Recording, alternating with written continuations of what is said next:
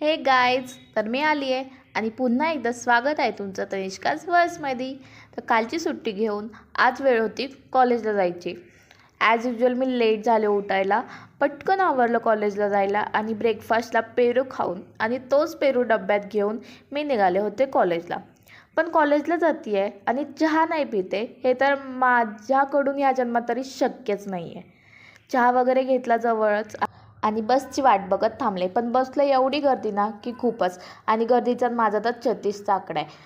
तर ऑटो घेतली आणि पटापट आले कॉलेजला.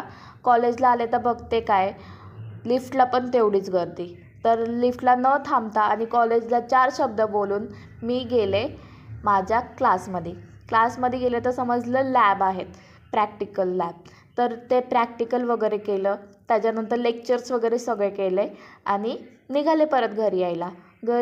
येता येताच खूप भूक लागलेली आणि घरी आले तर मग ॲपल कट केलं आणि असं ॲपल कोण खातं असं म्हणत असेल, पण मी खाते. आणि ताक पिलं आणि जरा रेस्ट केली.